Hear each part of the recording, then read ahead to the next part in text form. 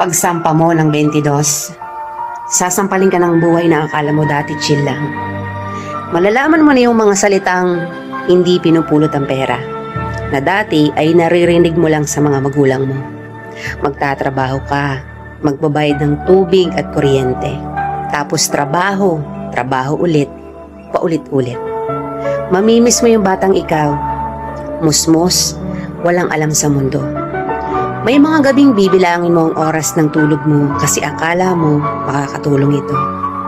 Gigising ka para kumayod, umanap ng pera. Perang akala mo sapat na.